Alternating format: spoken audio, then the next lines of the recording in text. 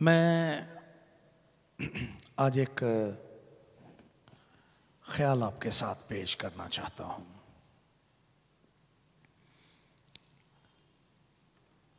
خدا نے اس کائنات کو پیدا کیا ہے۔ میرا اور آپ کا خالق بھی خدا کی ذات ہے۔ خدا ہماری سرشت سے واقف ہے۔ وہ جانتا ہے کہ اس نے ہمیں آزاد مرضی پر پیدا کیا ہے، اور اس دنیا میں رہتے ہوئے جو گری ہوئی دنیا ہے، ہمارے پاس بہت سے موقع ایسے ہوتے ہیں جب ہم سے کوئی غلطی سرزد ہو سکتی ہے۔ ہم میں سے کوئی یہاں پر ایسا نہیں ہے جو یہ دعویٰ کرے کہ اس نے زندگی میں کبھی کوئی غلطی نہیں کی۔ ہم میں سے ہر ایک غلطیوں کا مجموعہ ہے۔ ہم زندگی کے کسی بھی حصے میں کیوں نہ ہوں، ہم سے غلطیاں سرزد ہوتی ہیں۔ خاندانی معاملات میں یا اپنی ایکسٹینڈڈ یا بڑے خاندان میں جہاں پر ہم اپنے عزیز و اقارب کو بھی شامل کر لیں، سماج میں رہتے ہوئے، معاشرتی زندگی میں ایک دوسرے کے ساتھ رہتے ہوئے ہم غلطیاں کرتے ہیں۔ کاروباری معاملات میں ہم غلطیاں ہم سے ہوتی ہیں۔ زندگی کا کوئی پہلو ایسا نہیں ہے جہاں پر انسانی زندگی غلطیوں سے خالی ہو، بلکہ ہماری زندگی غلطیوں سے بھری ہوئی ہے۔ کئی ایک مرتبہ ہماری یہ غلطیاں ہمیں اس بات کو سوچنے پر مجبور کرتی ہیں کہ شاید ان غلطیوں کی وجہ سے خدا ہم سے روٹھ چکا ہے۔ بہت دفعہ ہم غلطی پر غلطی کرتے ہیں اور ہم اپنی زندگی میں مشکلات میں اضافہ کرتے ہیں،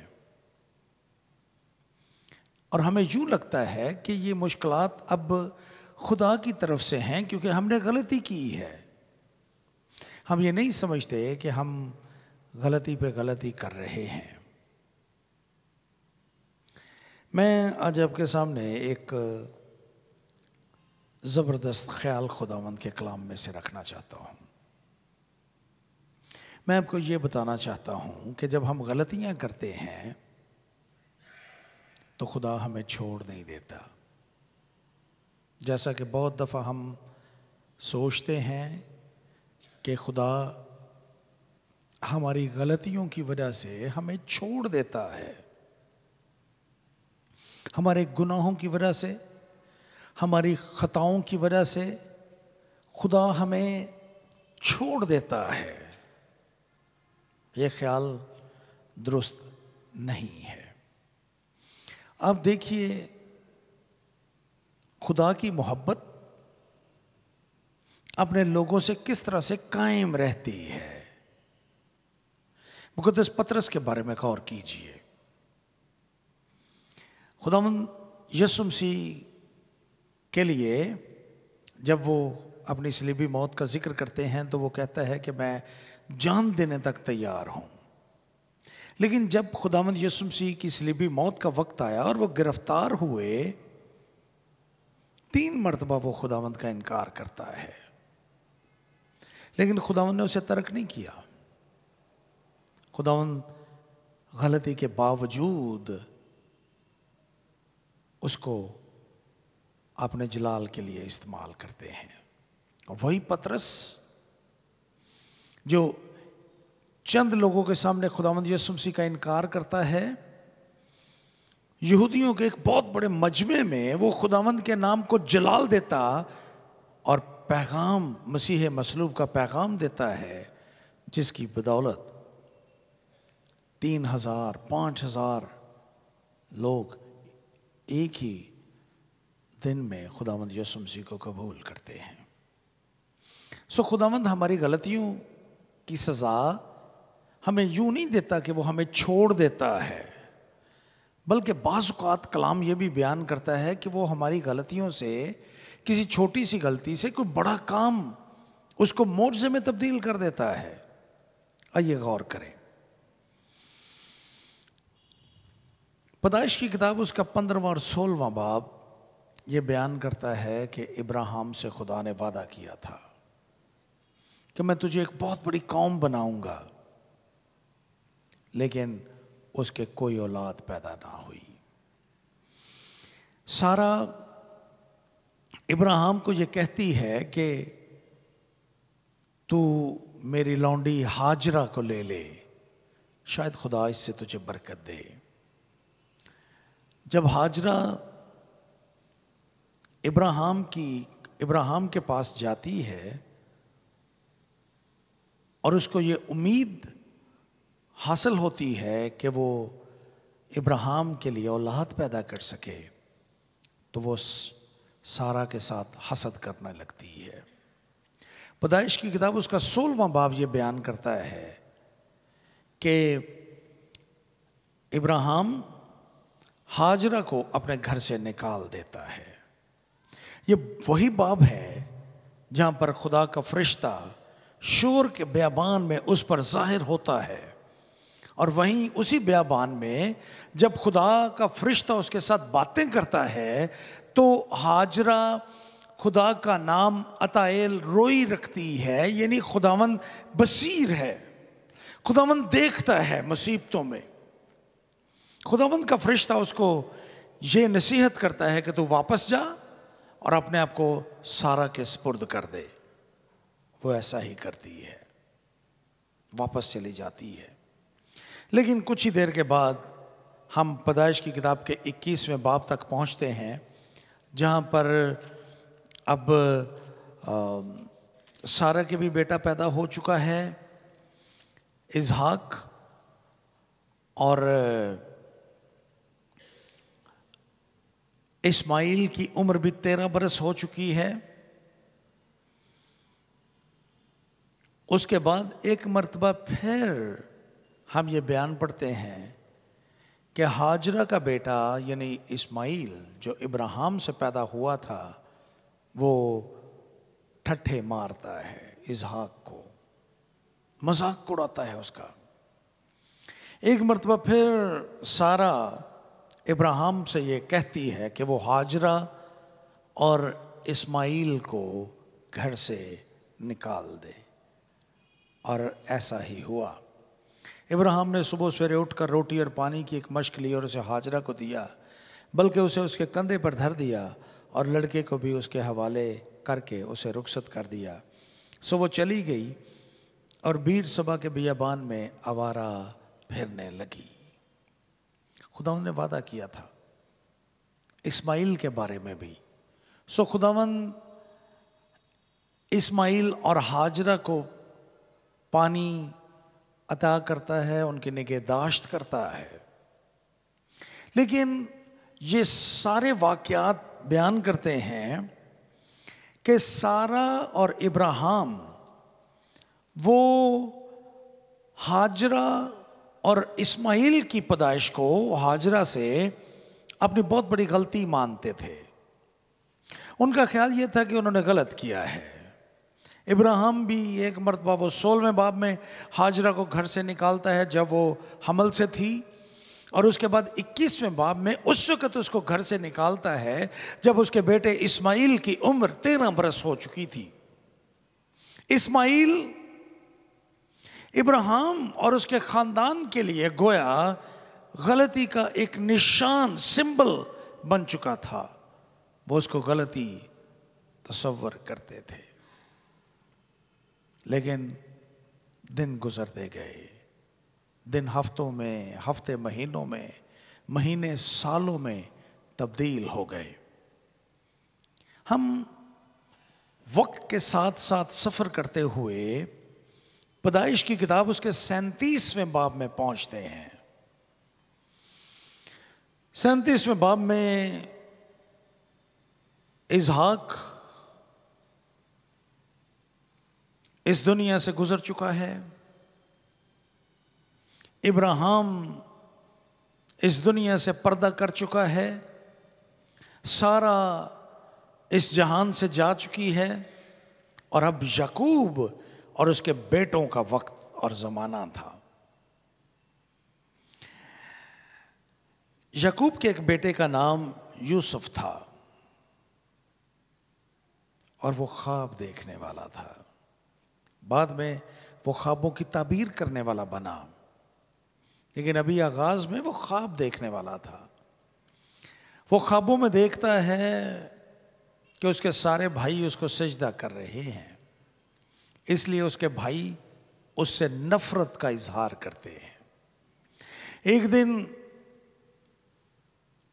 اس کے باپ یعقوب نے یوسف سے کہا، یوسف کو وہ بہت پیار کرتا تھا کیونکہ وہ اس کی جو پسندیدہ بیوی تھی، چہیتی بیوی تھی راحل، اس کا بیٹا تھا، اسے بہت پیار کرتا تھا۔ یعقوب اس کو بھیجتا ہے کہ تیرے بھائی سکم میں بھیڑ بکریوں کو چرا رہے ہوں گے، سو آ کے میں تجھے ان کے پاس بھیجوں۔ 37ویں باب کی 12ویں آیت۔ سو یوسف اپنے بھائیوں کے پاس جاتا ہے جو بھیڑ بکریاں چرا رہے تھے۔ جب وہ وہاں پر پہنچتا ہے تو جوں ہی اس کے بھائیوں نے اس کو دور سے دیکھا، 18ویں آیت، اور جوں ہی انہوں نے اسے دور سے دیکھا تو پیشتر اس سے کہ وہ نزدیک پہنچے اس کے قتل کا منصوبہ باندھا، اور آپس میں کہنے لگے کہ دیکھو خوابوں کا دیکھنے والا آ رہا ہے، آؤ اب ہم اسے مار ڈالیں اور کسی گڑھے میں ڈال دیں، اور یہ کہہ دیں کہ کوئی برا درندہ اسے کھا گیا، پھر دیکھیں گے کہ اس کے خوابوں کا انجام کیا ہوتا ہے۔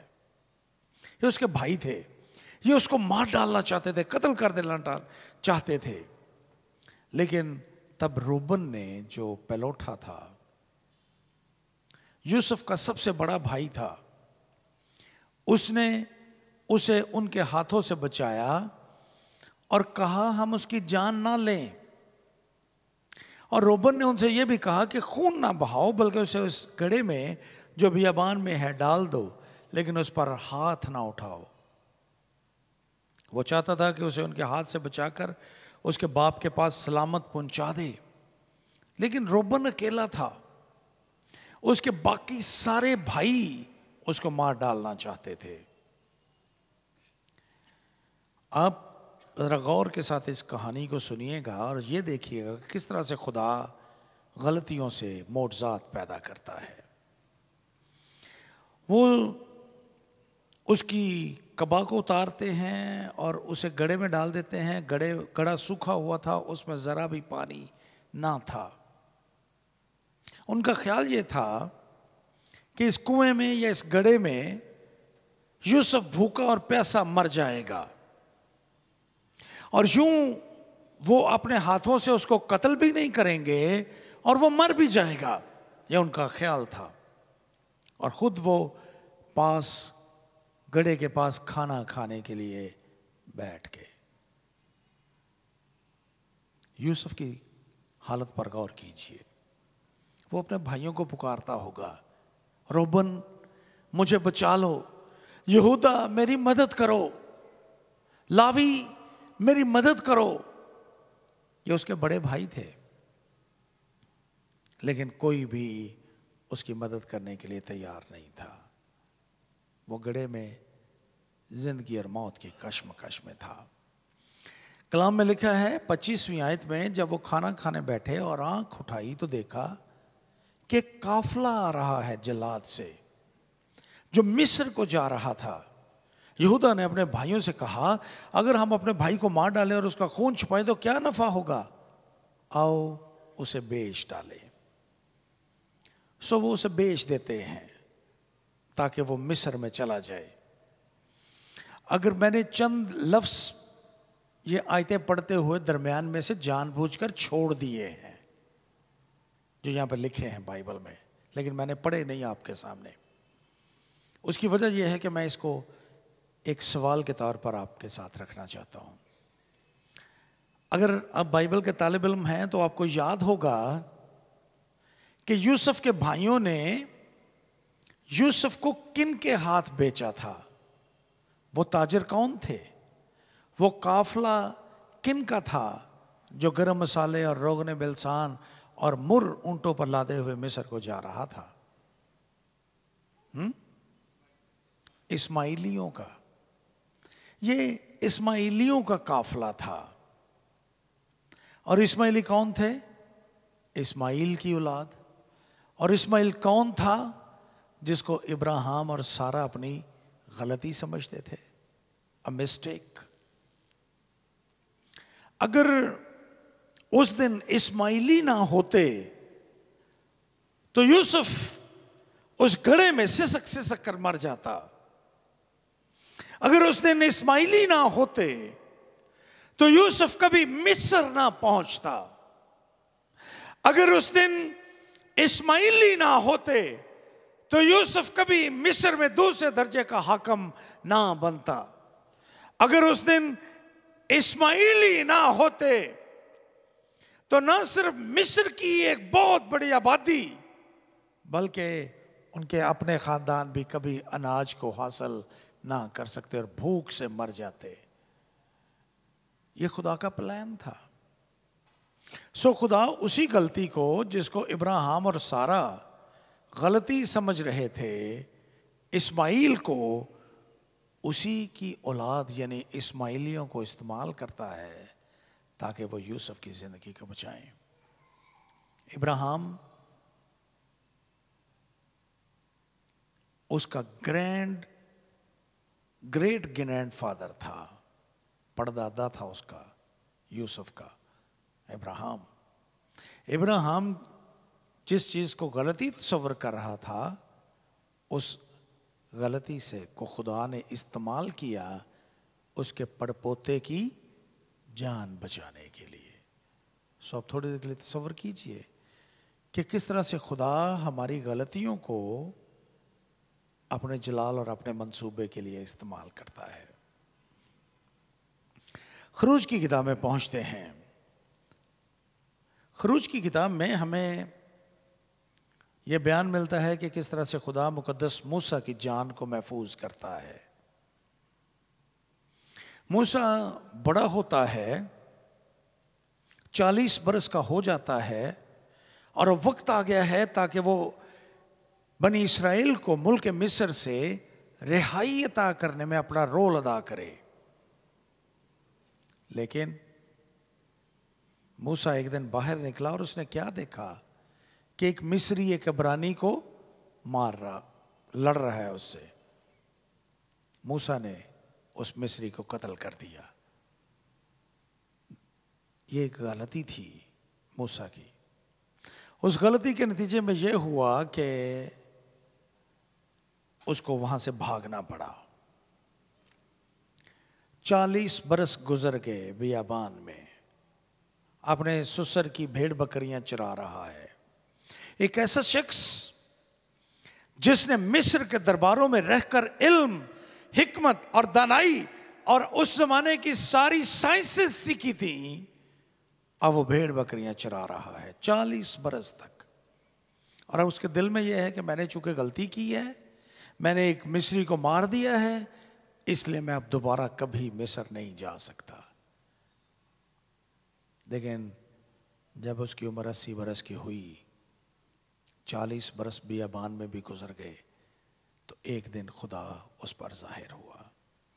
خدا نے اس کو بلاہٹ بخشی اور خدا نے کہا کہ میں تجھے بنی اسرائیل کو بچانے کے لیے ملک مصر میں بھیجنا چاہتا ہوں۔ وقت لگا 40 برس، بیابان میں بھیڑ بکریاں چراتا رہا، لیکن جب وہ یہ سمجھ رہا تھا کہ میری غلطی ہے اور میں اپنی اس غلطی کی وجہ سے اب دوبارہ کبھی بھی مصر نہیں جا سکوں گا تاکہ میں اپنے لوگوں کی مدد کروں، خدا نے اس وقت دوبارہ سے اس کو چنا اور اس کو مصر میں بھیجا تاکہ وہ بنی اسرائیل کو آزاد کرے۔ خدا اس طرح سے ہم لوگوں کو جو غلطیاں کرتے ہیں، ہماری ایک غلطی کی سزا یہ نہیں دیتا کہ وہ ہمیں ہمیشہ ہمیشہ کے لیے ترک کر دے۔ اگر آج آپ یہ سمجھ رہے ہیں کہ آپ نے کبھی کوئی غلطی کی اور خدا نے آپ کو ہمیشہ ہمیشہ کے لیے چھوڑ دیا ہے، تو آپ ایک اور غلطی کر رہے ہیں۔ خداوند آپ کی غلطیوں کی وجہ سے آپ کو ترک نہیں کرتا، وہ آپ کو اس منزل تک پہنچانا چاہتا ہے جو اس کے منصوبے میں موجود ہے۔ وہ آپ کو ناکام نہیں دیکھنا چاہتا۔ اگر آپ اپنی ایک غلطی کی وجہ سے یہ سمجھ رہے ہیں کہ خدا نے آپ کو ترک کر دیا ہے اور آپ کی اب زندگی میں ناکامی لکھی ہے، تو یہ غلط ہے۔ خدا آپ کو کامیاب دیکھنا چاہتا ہے۔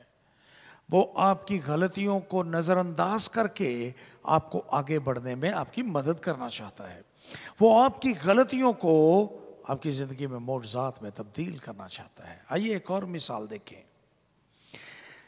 بنی اسرائیل جب مقدس موسیٰ کی قیادت میں نکلے، خدا نے ان کے لیے بڑے بڑے کام کیے، سمندر کو سکھا دیا، بیابان میں ان کو صاف میٹھا پانی بخشا، ان کی ہر طرح سے خدا مدد کرتا رہا۔ اور جو ہی وہ قادس برنی کے مقام پر پہنچے جہاں سے انہوں نے ملک موعودہ میں داخل ہونا تھا، 12 جاسوس بھیجے گئے تاکہ وہ جا کر ملک کا حال دریافت کریں اور آ کر اپنے لوگوں کو بتائیں۔ گنتی کی کتاب بیان کرتی ہے اس واقعے کا کہ کس طرح سے 12 جاسوس گئے، اور جب وہ واپس آئے تو انہوں نے آ کر یہ رپورٹ دی کہ وہ کبھی بھی اس ملک میں داخل نہیں ہو سکتے، بلکہ ان کے لیے یہی ہے کہ وہ یہیں پہ مر کھپ جائیں۔ 10 لوگ یہ بیان دیتے ہیں کہ اب وہ کبھی بھی اس ملک میں داخل نہیں ہو سکتے، کیونکہ وہاں پہ لوگ بہت قداور ہیں، اور بنی اسرائیل ان کے سامنے ان کی کوئی حقیقت نہیں ہے، اس لیے وہ کبھی بھی ان کے سامنے کھڑے نہیں ہو سکیں گے۔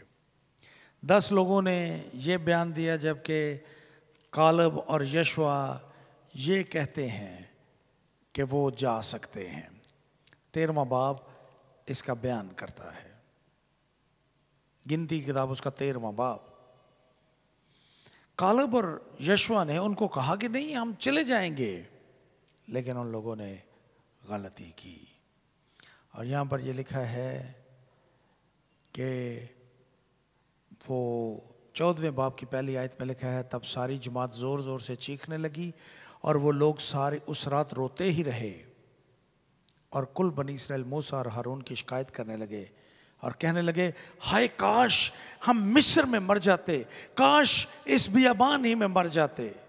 خدا کیوں ہم کو اس ملک میں لے جا کر تلوار سے قتل کرانا چاہتا ہے؟ پھر تو ہماری بیویاں اور بال بچے لوٹ کا مال ٹھہریں گے۔ کیا ہمارے لیے بہتر نہ ہوگا کہ ہم واپس مصر کو چلے جائیں؟ انہوں نے یہاں تک فیصلہ کیا کہ آپس میں کہنے لگے، آؤ ہم کسی کو اپنا سردار بنا لیں اور مصر کو لوٹ چلیں۔ یہ ان کا ارادہ تھا، لیکن خداوند کا جلال نمودار ہوا، خدا ان سے خوش نہیں تھا، تو بھی خداوند نے ان سے کہا کہ یہ کب تک میری توہین کرتے رہیں گے؟ لیکن موسیٰ خداوند سے ان کی شفاعت کرتا ہے خداوند کے حضور میں، اور 40 برس تک وہ لوگ بیابان میں پھرتے رہتے ہیں، 40 برس تک۔ لیکن خداوند آپ دیکھیے ان کو ترک نہیں کرتا۔ بیابان میں خداوند نے ان کی نگہداشت کی، گوشت فراہم کیا، پانی فراہم کیا، اور جب تک وہ بیابان میں 40 برس تک رہے، نہ ان کے جوتے خراب ہوئے، نہ ان کے کپڑے پھٹے۔ خدا نے ان کی مدد کی 40 برس تک۔ 40 برس کے بعد ایک مرتبہ پھر خدا نے یشوع کو مقرر کیا تاکہ وہ ان کو ملک معدہ میں داخل کرے۔ یہ ہے ہمارا خدا جس کی ہم پرستش کرتے ہیں۔ ہمارا خدا ہماری غلطیوں کی وجہ سے ہمیں ہمیشہ ہمیشہ کے لیے ترک نہیں کرتا، بلکہ خدا ہمیں کامیاب دیکھنا چاہتا ہے، اور اس کامیابی کے لیے وہ ہمارے ساتھ رہتا ہے۔ ہماری کمزوریوں کے باوجود، ہماری غلطیوں کے باوجود، ہمارے گناہوں اور خطاؤں کے باوجود وہ ہمیں ہمیشہ ہمیشہ کے لیے ترک نہیں کرتا۔ اگر آج شام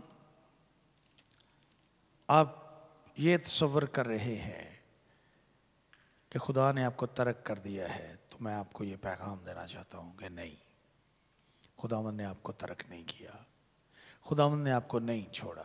آپ کی زندگی میں کوئی غلطی ہو سکتی ہے، ہم غلطیوں کا پتلا ہیں، ہم سے غلطیاں سرزد ہوتی ہیں، دانستہ اور نادانستہ ہم خطائیں کرتے ہیں، لیکن اس کے باوجود خدا جو محبت کا خدا ہے وہ ہمیں اپنے حضور میں قبول کرنے کے لیے ہر وقت تیار ہے۔ وہ ہمیں ہماری منزل تک پہنچانے کے لیے تیار ہے۔ وہ ہم سے پیار کرتا ہے اور وہ چاہتا ہے کہ ہم اپنی منزل تک پہنچیں۔ وہ ہمیں بغیر ہماری غلطیوں کی سزا دیے ہوئے ہمیں ہماری منزل تک پہنچانا چاہتا ہے۔ آج شام میں آپ کے ساتھ یہ پیغام رکھنا چاہتا ہوں، اگر آپ اپنے آپ کو محسوس کرتے ہیں کہ آپ چھوڑ دیے گئے ہیں، تو نہیں، خدا نے آپ کو نہیں چھوڑا، بلکہ وہ چیزیں جن کو آپ غلطی تصور کرتے ہیں، خداوند آپ کے لیے انہی سے بڑے بڑے کام کرے گا۔ ہمارا خدا کامل خدا ہے اور وہ سب کچھ کرنے کے لائق ہے۔ آئیے ہم اپنے سروں کو خداوند کے حضور میں جھکائیں اور دعا کریں۔